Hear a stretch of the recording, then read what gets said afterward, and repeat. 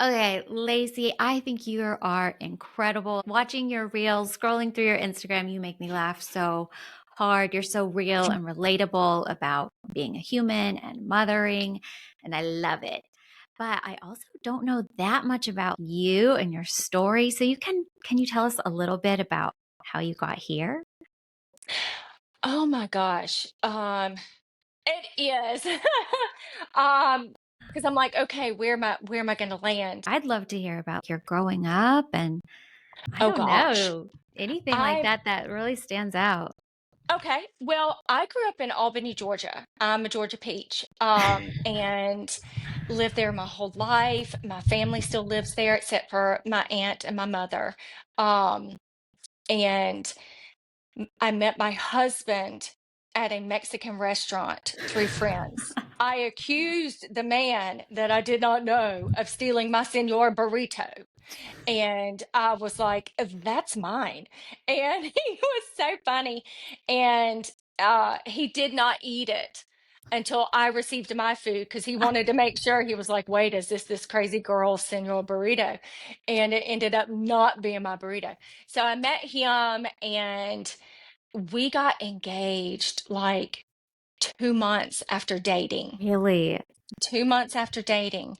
And we were engaged for a while and eventually uh, moved to Fairhope, Alabama, which is beautiful down there. Lived there for a year, moved back. We moved a lot during being married in the beginning and ended up in Alabama because he's originally from Birmingham.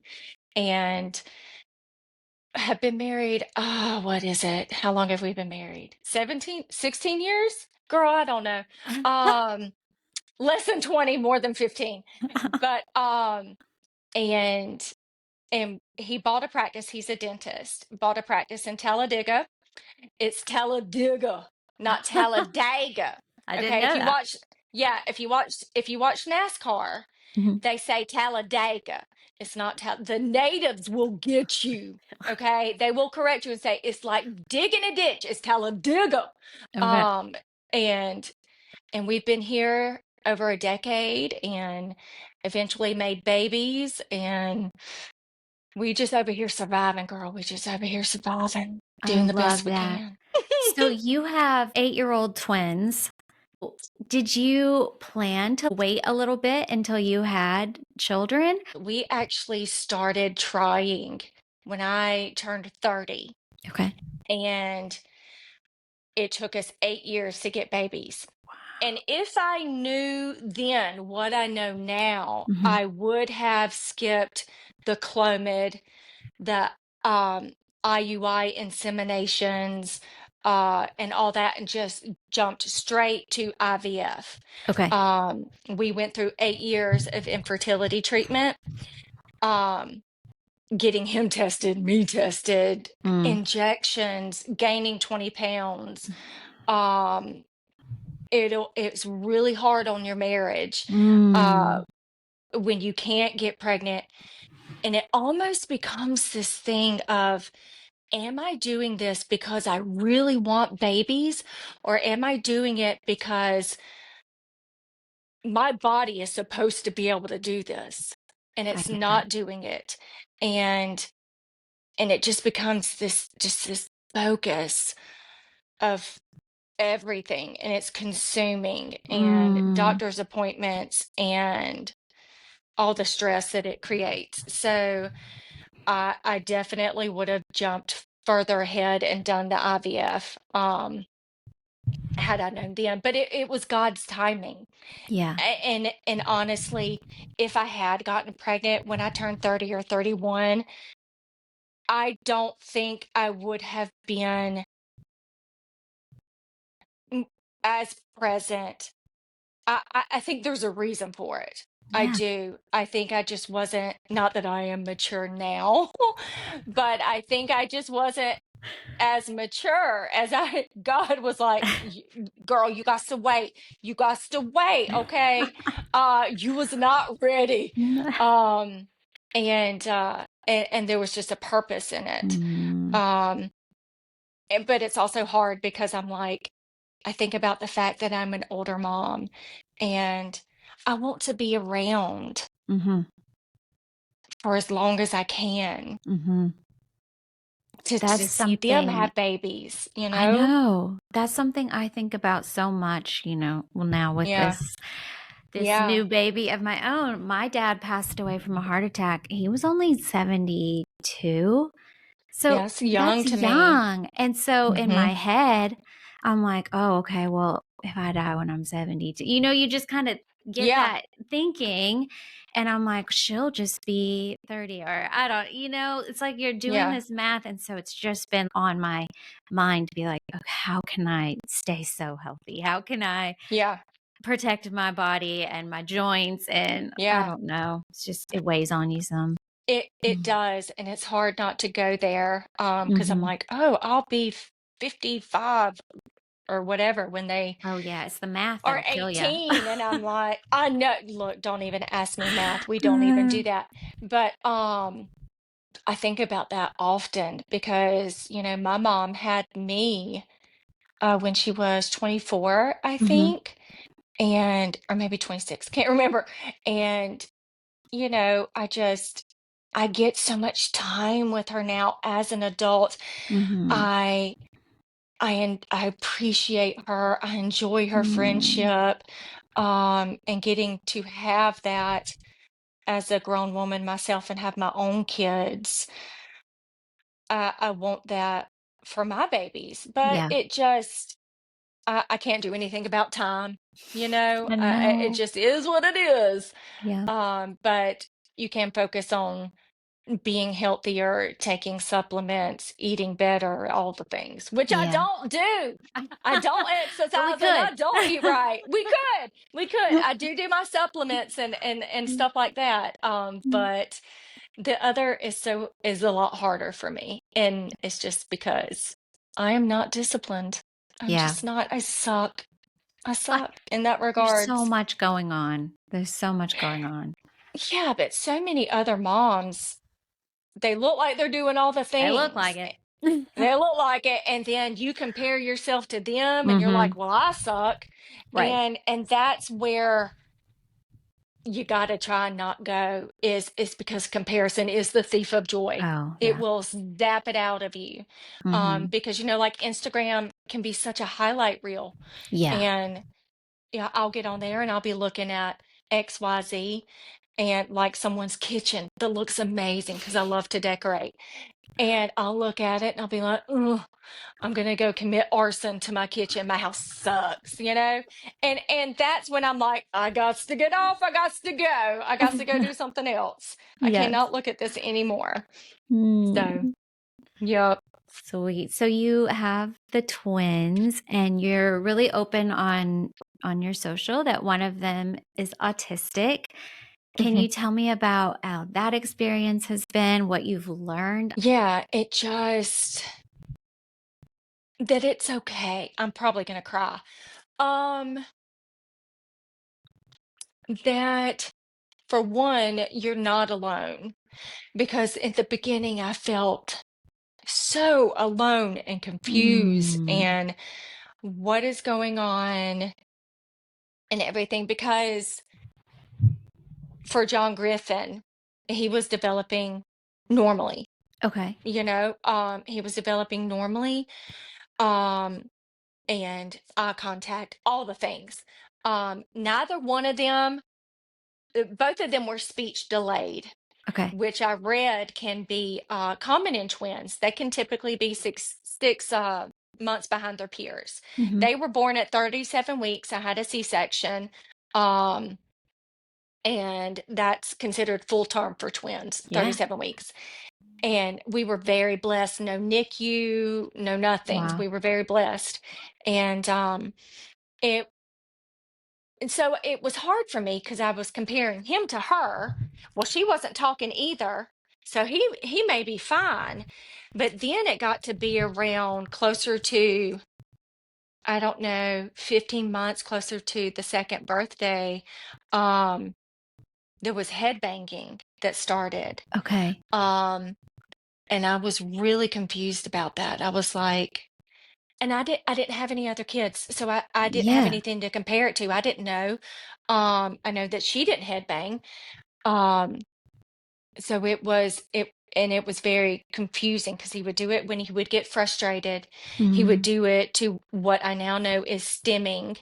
Um, he is a he loves that input.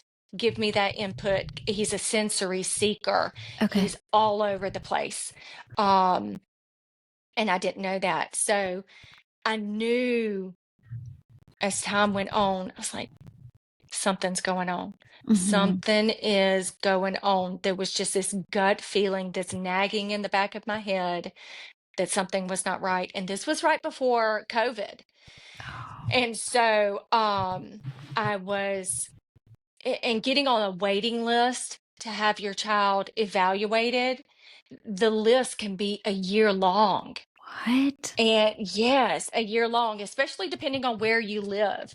In Alabama, there's very few resources, Okay. so e- everybody is on that waiting list, and that's also really alarming too. It's like, what is going on? Mhm. Why are there 1 in 44 kids being diagnosed with autism?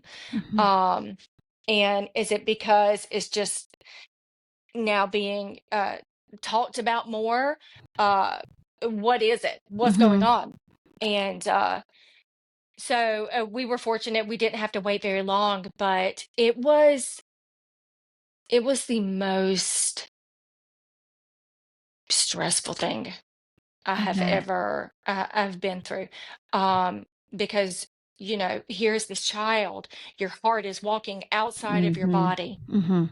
and you want nothing but to protect them, nothing but the best Mhm. for them, and to be able to help them in any way possible. And you have no idea what's going on. You have no idea. And so you're researching, you're Googling, and then you're getting overwhelmed. Do I Mhm. do I believe this over here? Is this what's going on? And you want to throw up the whole time. Mm. And then there's not sleeping. Neither one of them are sleeping. You're getting 3 hours of sleep, all the while you're worried about SIDS. I mean, and Yes. it's so much. Mm. And then he got diagnosed when he was 3 years and 7 months. Okay. Um, and he was pretty much nonverbal, head banging, not making great eye contact. Um, there wasn't really great communication. He would bust out with a little bit, and you could kind of understand what he was saying, but it was almost like he was speaking a different language. Okay. And it was really difficult. There's so much I could say about it. While you're waiting on a formal diagnosis, you're probably already thinking along those lines. Do you have some kind, like, Hmm. how did you know what to do? And did you have some I kind of didn't. resources or, yeah, I, okay. I had no idea what to do. I think, it was funny because we went to the doctor, and the doctor they'll ask, at the well checks when they're getting their vaccines and whatnot, and their checkups. He would ask, "Is he saying 3 words?" And I'd be like, "No." Or he would start with, "Is he saying 5 words?" And I'd be like, "No." And he'd be like, "Okay, is he saying 3 words?" And I'd be like, "No." But she wasn't either. So I Okay. was like, it was normal to me. Yeah. Um, and and I had read, they can be delayed. Mhm. And so he was like, and the doctor goes, "Well," and he's Hispanic, so I always like to talk in his accent. "Well, I don't think he's autistic." And I was like, why would you even say that word if it didn't cross your mind? Explain that to me. Explain to me the thinking along those lines of he's autistic, because he's not talking. Mhm. So that was just this big, huge alarm Mm. in my head, and it still sticks with me, 6 years later, um, of him saying that. And so that's kind of when the ball got rolling on Mm. on that and the not talking, and I started to just really research Mm, what was going on with that. So okay.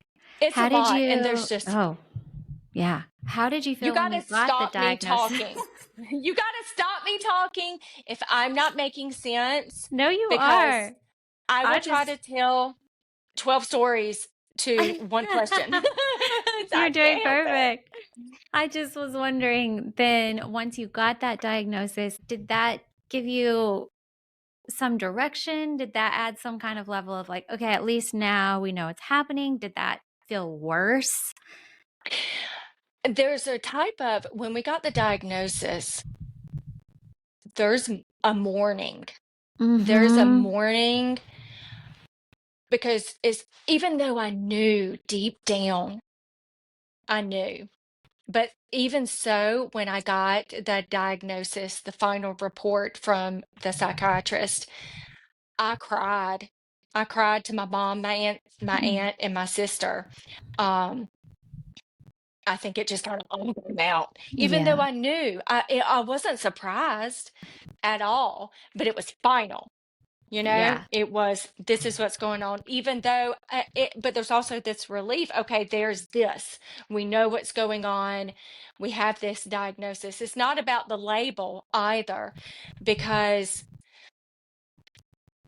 it's so many parents, and I'll go back to that. So many parents don't want to have their child evaluated because they just can't handle it. They don't, Okay. they just want to ignore it. They don't want to think about it because there is a mourning, there is that heartbreak, because you're expecting this healthy neurotypical child that is going to go play baseball, it's going to go do this, it's good, whatever, and he can Right. still all do those things. It's just going to look different. Mm-hmm. The expectations change, and um and it's hard. What was I saying before that? It Old. was about parents, like they Oh, so parents don't want to go and get the diagnosis or get the evaluation because they're afraid and they don't mm-hmm. want to do it. But the thing is, it's your insurance. It's all about freaking insurance, Oh, okay. because it is. And it's so sad because, like, before we had the diagnosis, it was going to cost so much money for OT and speech therapy. But with the diagnosis, um, so much is covered. Okay.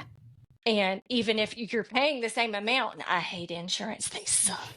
But I mean, I am grateful for it because he had unlimited speech therapy, Mhm. unlimited OT with that. Whereas without the diagnosis, you only got 30 visits a year, which is, give me a freaking break. Yeah, what is that, Give like me a 3 break. months? What is that gonna do? What is that? That ain't gonna do jack monkey butt, okay? It's not gonna do nothing. So it's like, don't be afraid to get your child evaluated. If you suspect something is going on, early intervention is the key.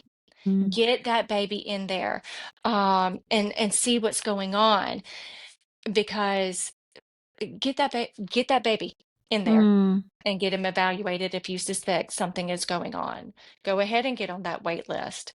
Maybe there's nothing going on, and now and you're not Yeah, sitting there wondering, why does he do this? Why? right. Why? And that can help you better figure out how to parent and how to do this, because we all know parenting doesn't come with a handbook, and Mm. there's not one written for a child uh with any type of disability. Mhm. I mean, you can read books all day long, but when you're in the thick of it and you're in real life, that handbook can go out the door.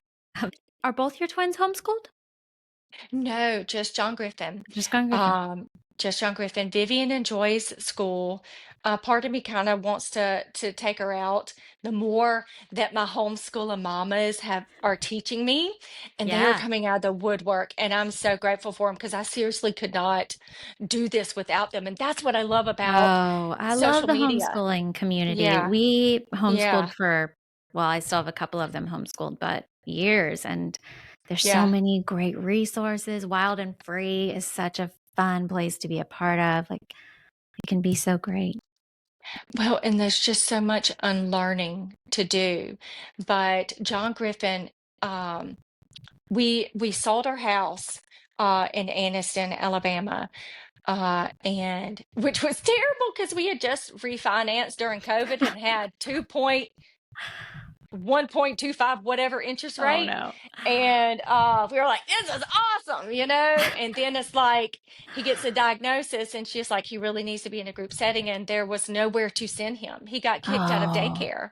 He Oh. got gently kicked out of daycare Oh. because they couldn't handle the Oh. headbanging. They weren't equipped. And while I understand that, it sucks Mhm. because there's so many parents out there with children who need daycares Right. that specialize in special needs children, in neurodivergent children. I mean, I'm like, if you want to focus on something like that, and open up a business. Hello, there's such a need for it. And Mhm. parents will pay. They will find that money. They will find that money, especially if you're doing like, you know, uh, things with them while they're there. There's such a Mhm. need for it. There's such a need for it, especially in Alabama. Um, so we got gently kicked out of daycare, and we're like, what are we going to do? What are we going to do? Mhm. Because I was practicing real estate. I had gotten my real estate license. I was doing that, and uh, trucking around everywhere. And I was like, what are we going to do? So we sold our house because we decided to get into this one school system, and we moved here. And he did great in pre-Ks, and then got into kindergarten, did great. And first grade, the shoe freaking dropped. It dropped. The demands between kindergarten and first grade are light years away. They're light years Okay. away. It's a totally different animal. And he lost his giblet. He lost his giblet. Um, and just so many behaviors were coming Mhm. out. He was getting, he had an IEP, and all the things, but so many behaviors were coming out. He was throwing chairs, he was hitting, throwing shoes, disruptive, all the things. And this was so new. It was so Mhm. new. It's like, where is this coming from? I can't tell you the amount of IEP meetings I was in. And it was just terrible. He was getting suspended from school. You can actually suspend a student with a disability who has an IEP based on the school's code of conduct. And and honestly, what is that going to do? What is that going to Mm. do? He's is that going to click for him why Right. he's getting suspended? In his brain, he may be thinking, oh, this is awesome. I can act like this and I can go home, because he's very intelligent. He's very Oh intelligent. yeah. Um, and it just got to be too much. And second grade started off a little bit better because we put in we had a behavior plan in place for when he has behaviors. Um, but second grade, it started off fine, but the behavior started. Mm. And there was just at one point where he got suspended for 3 days. And then the principal was talking about putting him in for further disciplinary action into an alternative school.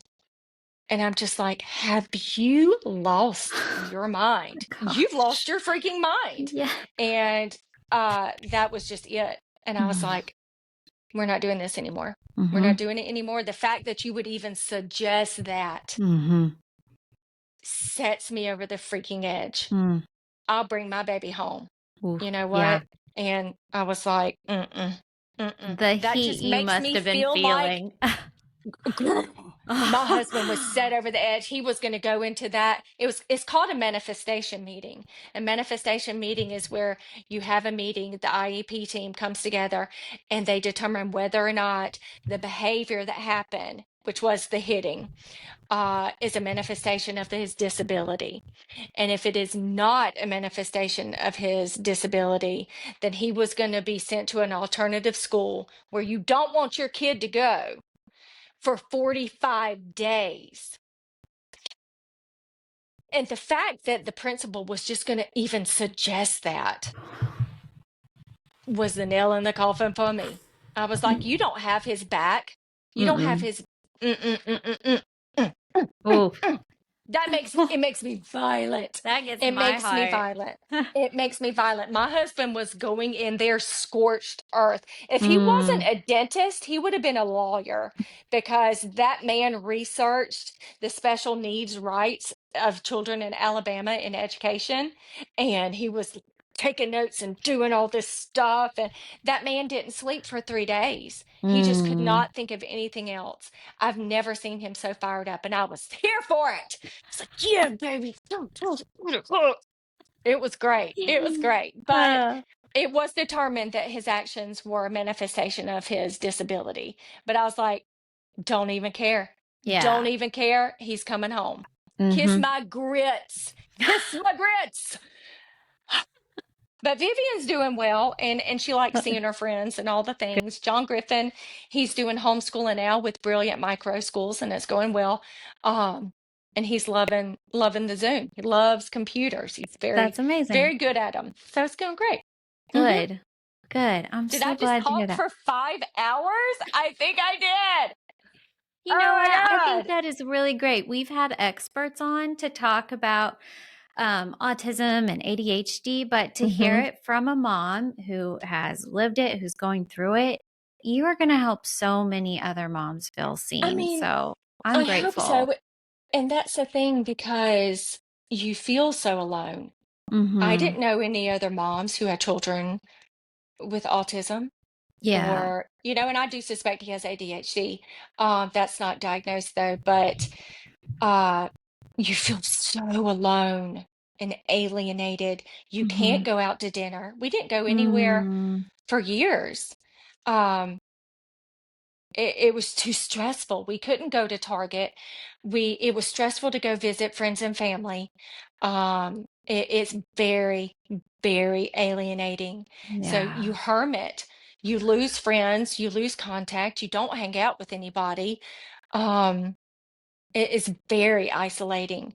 And that's what I love about social media. I have a love-hate relationship with it. That's what I love about Sure. social media, is that you can connect with so many people who are going through the exact same Yeah. thing, that can share their their strength, love, and hope and experience, um, to help somebody else.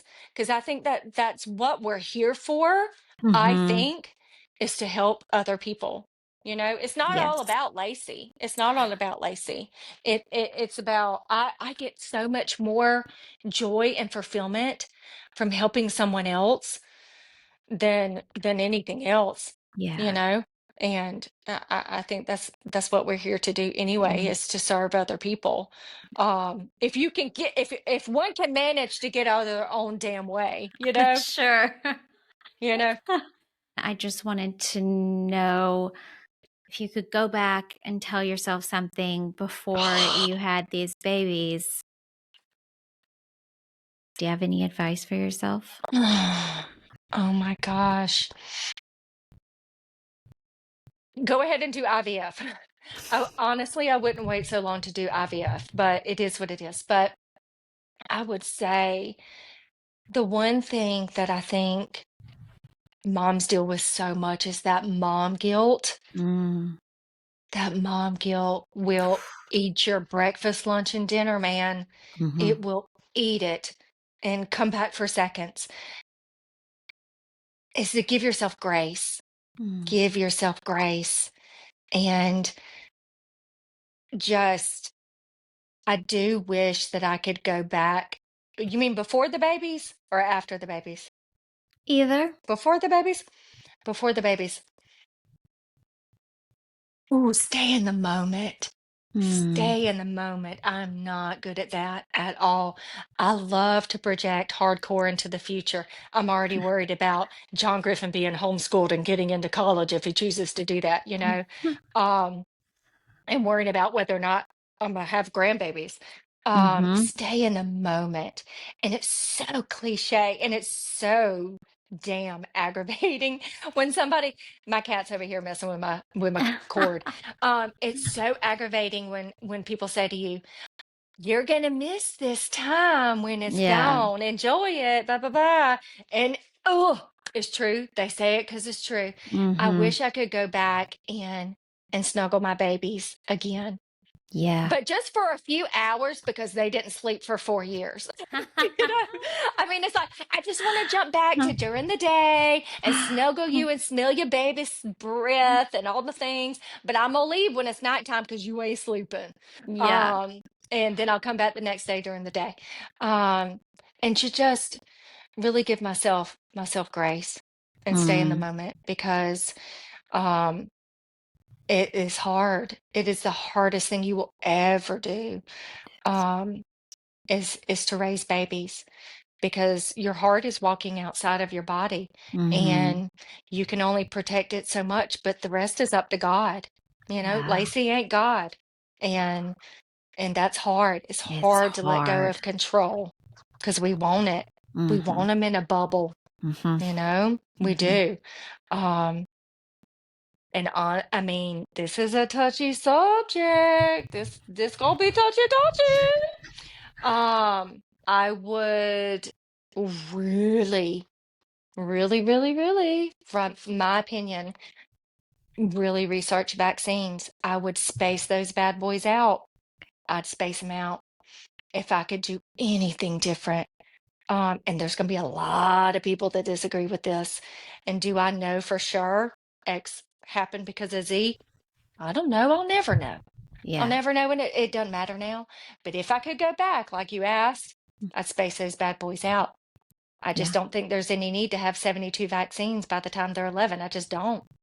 Um, but I love him so much.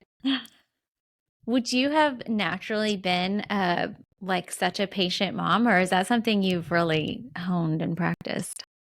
I think I have so much patience Okay. until I just ain't got none. Okay. I get to the point to where it has built up because there's so much, what I find so interesting is the fact that for me, when I became a mom, all of these things that I needed to work on within myself were brought to Mhm. light. Oh. And I was like, well, this sucks. I was Mhm. like, Mhm. it sucks. I was like, dang it, man, I don't want to work on myself, because I can have such a negative mindset about myself. Because one thing you don't know about me is that I'm a recovering alcoholic. I've been sober by God's What? grace 17 years. Yeah, threw Why that aren't we on you, talking didn't about I? that? I threw that on you. Yeah. Yeah, by God's grace, I've been sober 17 years. I just How celebrated a birthday, my sobriety birthday, February 6th. how hmm did you get started and like how did alcoholism take hold? I think for me, the isms were there before the alcohol because they always are. Yeah. Um, al- Okay. a- Alcohol is just um, a medicine. It's a symptom that something else is going on because you're self-medicating. And we can self-medicate with anything. I can Yeah. self-medicate with buying 1,500 holiday hearth candles from the threshold in the Target, because I'm feeling that hole because Yeah. something's missing. And honestly, in my world, it's God. Okay. It's God. And I think he puts that hole within us to fill within himself. Um, but it's a disease of perspective, and your perspective is your reality, and my reality was screwed. Mm. um I always felt like I wasn't good enough. I compared myself to everybody, and I still struggle with all this. Yeah. I just don't drink over it today. I don't medicate it today. And Yeah. that is the biggest freaking blessing. that I've ever been given, because when I met my husband, I was still drinking and doing a lot of other curricular activities, if you catch my drift. Um, Would you and have said like you were an alcoholic at that point? I think deep down I knew, but I wasn't going to admit it because alcohol was my best friend. Okay. You weren't my best friend, okay? And I had such, when I look back now, not to say that my thinking is so great now, it's better because it's progress, not perfection, Mm-hmm. but it's a thinking disease. You have to change the way that you think, and the only way you can do that is through action, is doing Mm. something different. Um, but okay, where was I? Oh, I asked if you would have identified as a alcoholic Oh, when you met okay. your husband. Right. When I met my husband, I was drinking and doing extracurriculars. Um, and he didn't realize yet that I had a Mm-hmm. problem, but it didn't take him long. It took him it took him, see, we met in like June, July, August. We met in July, got engaged in September. I ended up in rehab in February. It Okay. did not take him long to realize she's got a problem. Was he part And of who helped you go to rehab, or did you oh, decide that on your own? oh no, I didn't even want to go when I went. I was drinking a beer on the way to rehab. Girl, I had me a Corona in the car. And I was drunk and I was high. Um, and what had happened was, oh, gosh, this was not part of my plan, Chelsea. This was, oh, um, No. I did. Mm. Um, what had happened was I, and what's funny is that I thought I was doing so good. Mm. Um, I thought that because I wasn't doing what God, I'm hungry. I thought that I was actually not drinking as much since I met Zach. Okay. I was like, oh, I'm doing so much You're doing better. good. Mm. No, I was trying to control my drinking. I was like, okay, well, I won't have mixed drinks. I'll just drink wine.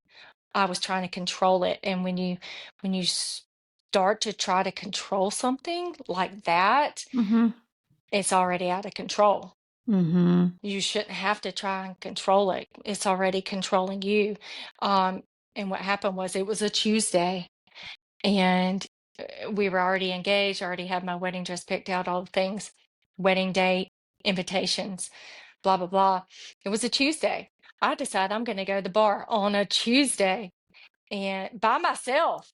And I was going to have a couple of drinks. And then it turned into, I'm going to call so and so and I'm going to get a little bag of this. And so I did.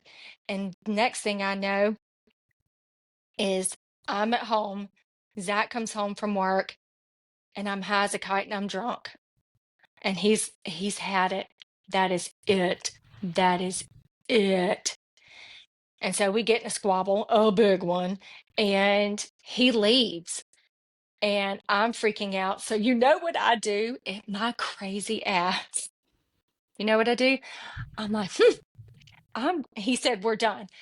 I'm going to show this man what he's going to be missing if he leaves me. So my crazy ass goes to my closet, puts on my wedding dress, flubs my makeup. I'm like, I look so good. I'm like, oh, I look so good. And when I look back now, I'm like, oh my God. Oh gosh. It's so sad and heartbreaking at the same time, Yeah. but damn hilarious. Oh gosh. This dumb bitch over here. You have to be able to laugh at yourself. You do, Yeah. and not dwell on it, because then your brain will go down a path. But Right. and so he comes back with, and so I'm hanging out on the back porch and I'm in my wedding dress. And I had gotten so tired of the things that lift your boobs up. I ripped those bitches out. And I'm sitting there on the back porch with a glass of wine. In comes my fiance, in comes Zach, my sister, and my brother-in-law. And they confront me on the back porch. And I'd had interventions before. This wasn't anything Okay. new. But something about that night, I agreed to go, Okay. and I went. And it was a miracle that I'd even gotten into the rehab center that I went to, because I'd already been there once before. And once you go and you leave, you're not allowed to come back. It's hardcore. And but it was God's miracle that I was allowed in. And Lord, I remember being in that treatment house, and I had stowed away my little baggie of goodies in the little pocket in your underwear. Yeah. That's a great place to hide things, by the way. Don't do that. Don't do that. Um, and I was there, I was in treatment for 83 days. 83 days is a long time. And honestly, I hit my bottom in rehab. I Okay. hit my bottom in rehab. That and the year afterwards, after I left treatment, was the hardest thing I have ever, ever been through. Wow.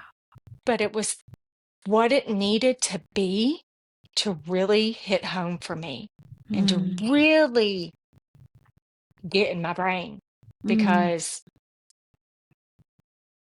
mama was going to be out. I was going to have nowhere to live, uh, nothing. It was the hardest shit I've ever been through. Oh my gosh. The hardest thing I've ever been through. Mm. I mean, you're talking about, I lost 17 pounds. I couldn't eat. I couldn't sleep. Everybody hated me in rehab. Everybody hated my ass. What? Why? Because I was a freaking nut job and everybody else seemed normal. Everybody else, to me, they weren't struggling like I was. Oh. They just weren't struggling like I was. I needed to go through all of that for God to be able to do what He did. Mm. And that's, besides my salvation, that's the best gift I've ever been Mm. given. And then comes husband, kids. And because I can go and drink. I can go and drink today. I can go and do that. Or I can have everything else that I've ever wanted. I Yeah. can't have both. And you have to get to a place of acceptance with that. Mm. You have to get to a place of surrender and acceptance. And Wow. once you get there, man, it's the best shit ever. It is the best, because I've never been comfortable in my skin my whole life, ever. And it wasn't until I was sober.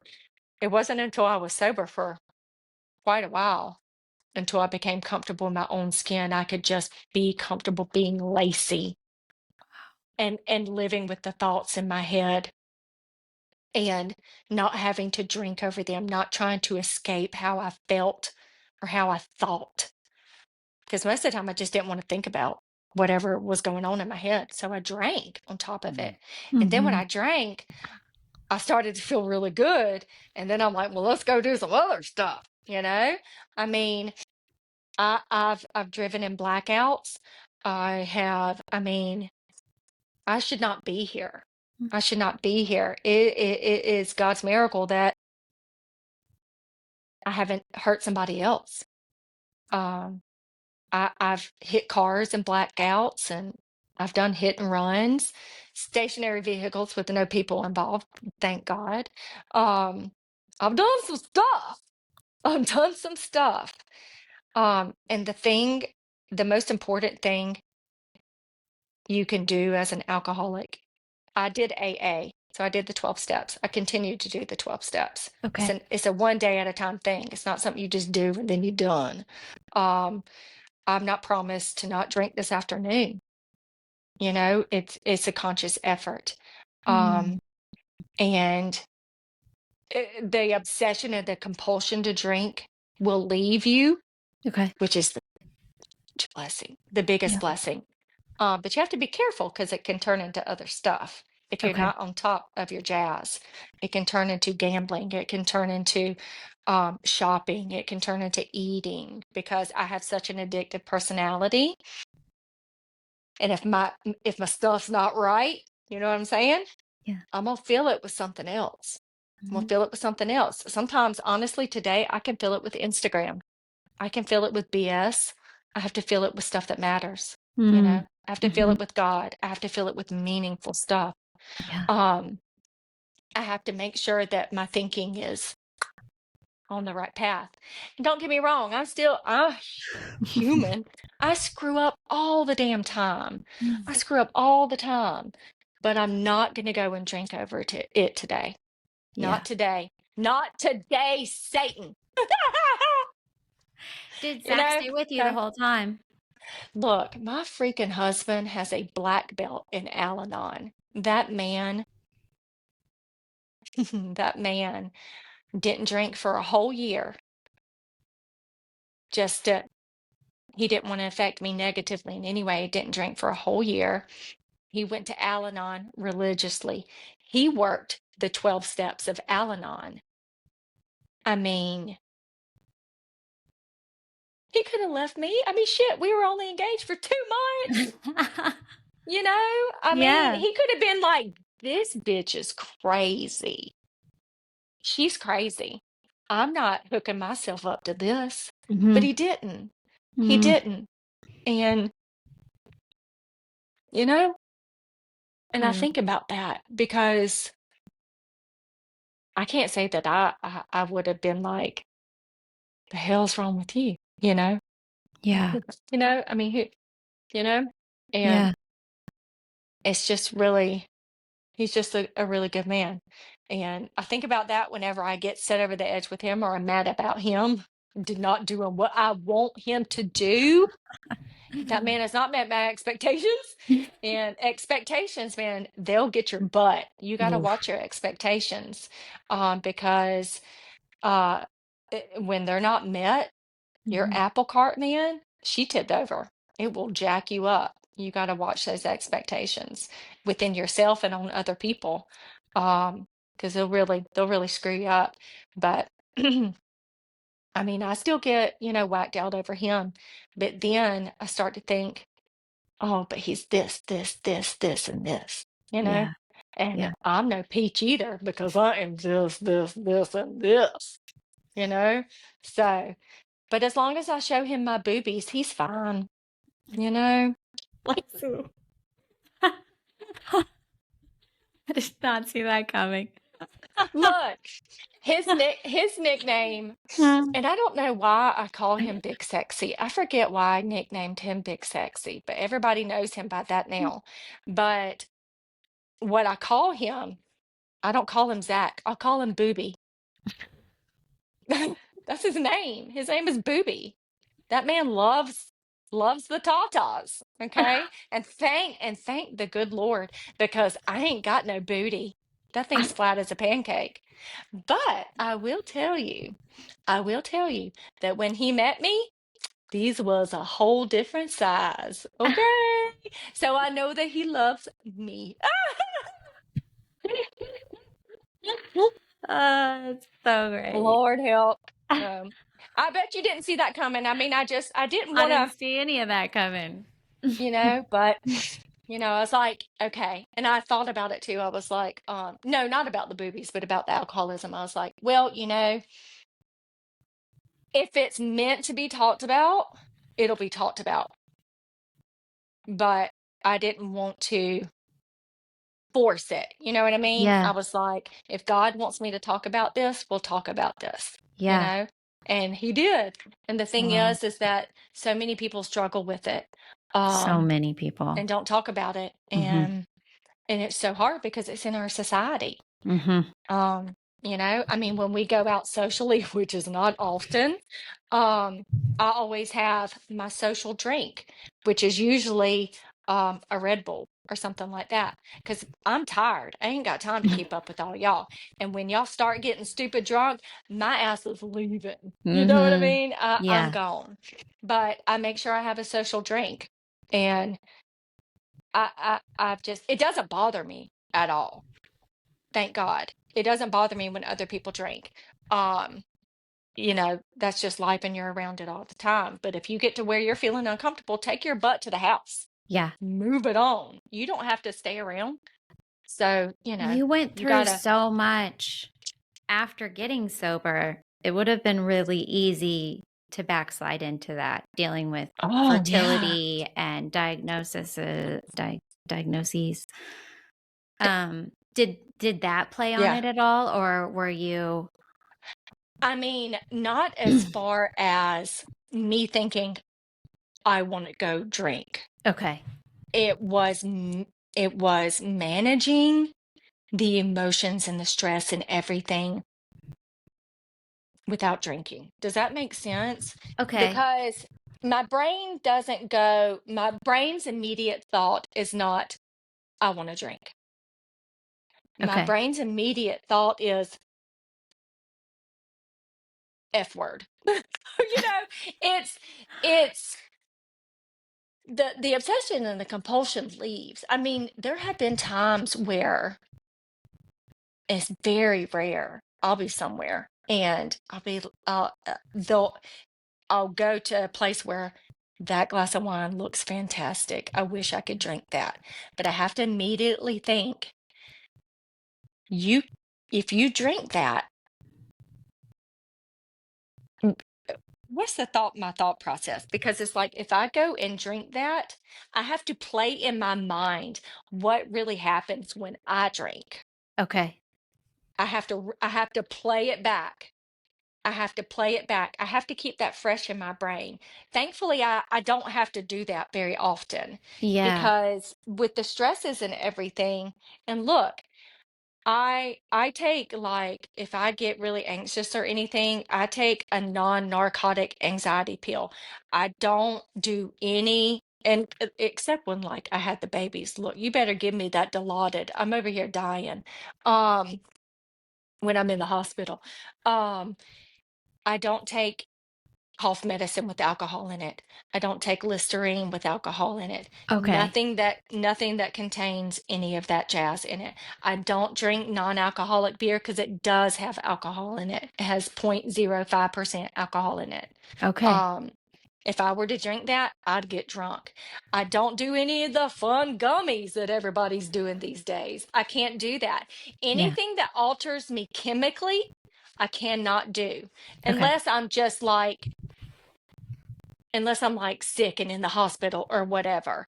And even then, they're going to know that I'm a recovering alcoholic. Mm, They're going to know that. And that's me being yeah. accountable for being honest, because I have to be rigorously honest with myself. Yeah. And also, when you get sober, you get this awareness. You get this awareness of yourself, um, of why you do the things that you do. Uh, and it or why you're responding to something in a certain way. And a lot of times it can be very uncomfortable. It can be Mm, very uncomfortable. Um, and I've done therapy before, and she's like, I'll talk to her. She'll be like, the thing about you, Lacey, is you have such a huge awareness of yourself that you can get really uncomfortable and it can paralyze you. I'll be like, oh God, I know. Because I have the bad habit of getting really down on myself and thinking negative thoughts, and that is something I continuously have to work on. mm-hmm. And kind of like a pendulum. Either I'm the shit, which I don't really think I'm the shit. I really don't. Don't put that in there. I Okay. can think I'm great. I'm doing great. I'm awesome. This is awesome, blah, blah, blah. To woo, you suck balls, man. You know? Yeah. And the goal is the middle. The Okay. goal is just, that thing where you let that ball go and it goes, Mm-hmm. you want to be hanging out right in the middle, you Okay. know? Um, and not to speak to like manic depression or bipolar or anything like that. That's totally different. That's a totally Yeah. different animal. Um, it's finding that balance within yourself, in your thinking. Um, but there's such an awareness that sometimes I can get paralyzed because I'm like, I can go down a rabbit hole. And then Yeah. that shit Okay. snowballs, and then you're like, "Bleh." I That forgot makes your sense. question altogether, Chelsea. That's Look, okay. I mean, You're good. I don't even You're know good. what we were talking about. We've I'm like, what did she definitely ask me? And how did I end up? well, you're good. I wanted to know if the hard things you went through, if that ever brought those feelings or need to have an alcohol again, but you answered that, so you're good. No, I mean, not to the point to where I seriously considered going and drinking. Okay.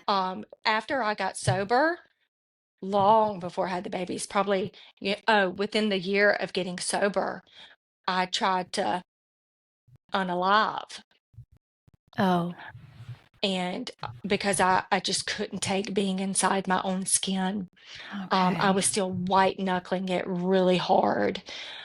And I just didn't want to feel that way anymore. But I knew that I Mm. couldn't go drink. I knew Mhm. that I couldn't go drink, but I couldn't stand to feel the way that I felt anymore. And that's a horrible place to be. It's a horrible place to be. Oh. And I I took something, and Zach came home and found me somewhat comatose on the floor, and uh got the things that he needed to do to for my stomach to pump. And and that was it. And I think after that I really turned a corner. Okay. Um I think I really turned a corner there. It was very It's hard. it sounds it. It sounds like It was faith is got you through a lot of it and is still a big part of oh, your healing. oh, it's everything. I mean, my father is Jewish, my mother is Southern Baptist. So you got Christian and you Yeah. got Jewish. And that's it's like, Aw. but we were raised Christian. We had the Christmas tree. We went to church. We did vacation Bible school, and um, we had all those things. And so I was raised Christian. I was raised in the church. And after a while, I got away from it. And then, probably when I was about 14, 13, 14, is probably when I had my first drink. And I and then, it just kind of it's a progressive disease. It just gets Yeah. worse and worse. Um, they always say just because I'm sober doesn't mean that this alligator isn't outside my door doing push-ups waiting on me. Mm. Because if I go back and I drink, it's going to be 10 times as worse. Um, but oh my God, what was your question? It was about Uh, faith being part of oh, your faith. Yeah, yeah, yeah, yeah. yeah. Um, you know, and this just goes back to when I think about things that have happened that I didn't pass away during a Yeah. blackout. That wasn't me driving. That was not me. I don't remember. That was not me driving.